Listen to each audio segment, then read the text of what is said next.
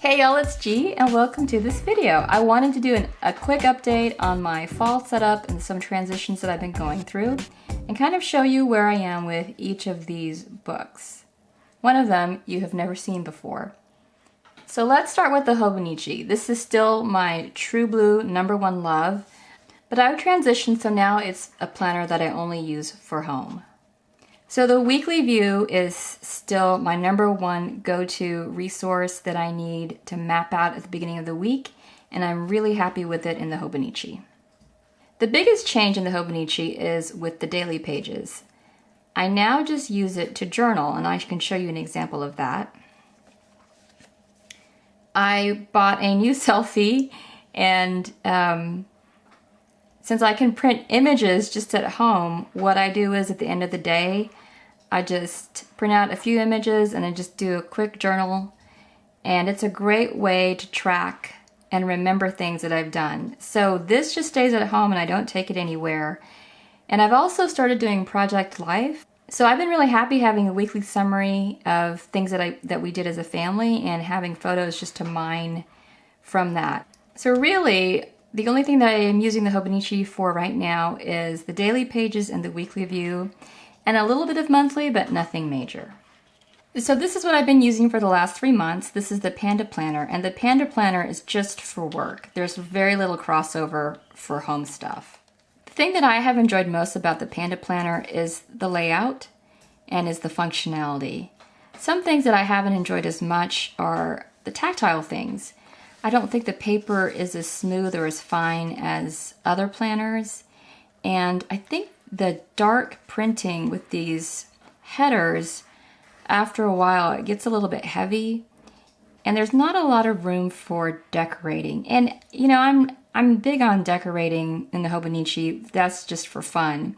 And I don't need a lot of decoration, but I mean just room for a little bit, or having it really kind of be neutral, I think would just be more appealing for my use. And I think I would not have thought that, you know, when I first came into the planner community, because I didn't really want to decorate at all. I didn't see it as functional in any way. But now, after a full year, I'm like, I need just a little bit of room for washi and stickers. I really enjoyed the Panda planner while I had it, and at this point, I don't think I'm going to get another one.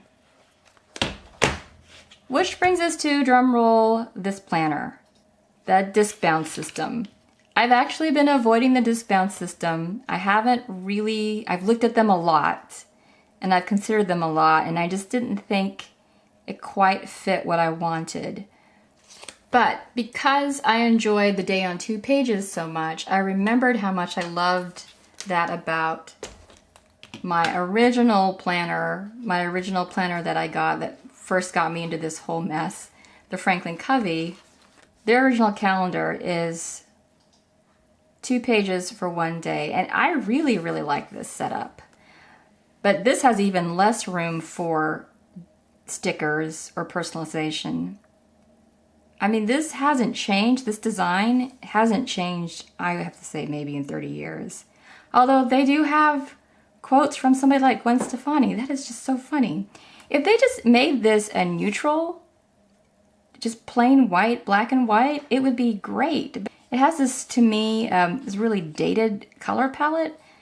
So I enjoyed being in it again for all the room, but what I didn't enjoy, and it struck me even more so this time, is how huge these rings are and how heavy this gets. I mean, I don't even have most of this filled, and it just gets heavy really fast. So the only solution is to think of a slim bound option, and this brings me to, this is the Martha Stewart disc-bound notebook. It's just a notebook, and I'm just testing it out. And I don't know if it will be the answer. I don't know if there ever is just one answer. But here's the setup that I have this week for it.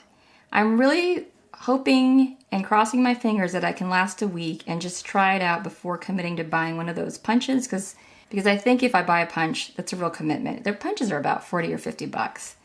So let me show you what I've got so far. I have basically just set up the spread from the Panda planner into the notebook.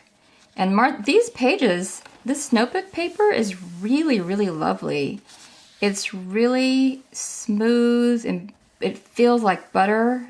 It's like it's got a satin finish. And these lines, you can barely see them, but they're nice. They're nice as guides, so they're not intrusive at all. And I really think that this whole color palette is just really visually appealing.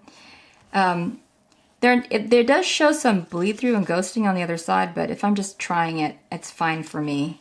So here's what I have. I have all 5 days, and I've gone ahead and put in the deco sticker that I'm talking about. I just really wanted one place to put some deco stickers, and this is from the Mambi pack. And then I've just been kind of experimenting, because they have different sizes, so I've just kind of been experimenting with how it could work.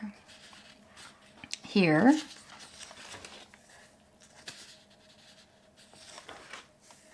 And I think that is the last page, right? So this is Friday. This is Monday through Friday. So I'm interested to see how this will work. If this works, it would be really a good solution, because one thing that I found missing in the Panda Planner is that it has a weekly review, but it doesn't have a monthly review. And I think that would be really nice. And I saw that the Passion Planner has a monthly review. So I could really customize this and have it just a goal-setting agenda and take some elements from a lot of different systems, do the monthly review from the Passion Planner, do a weekly review from Panda Planner, and then the daily system from the Panda Planner too. And then I can also have a section during the day that's just for bullet journaling or for notes when I'm in meetings. That's the plan so far, and it's just this. See if I think I can live with a disc-bound system. I do have some reservations with the disc-bound, which is why I haven't gone into it before. One is that I just felt like most of them don't have any way to close it, and this just doesn't feel real stable to me, but this little notebook has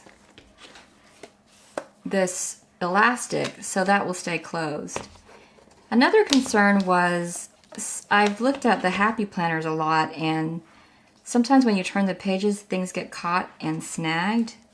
And as you can see right here, I mean, this is just a little tiny thing, but I just don't like it when pages get mashed and wrinkled. So I'll be watching to see if that happens. And if it does happen, maybe it just happens in the first page, and maybe there needs to be a thicker little cover or divider on the front that will protect that.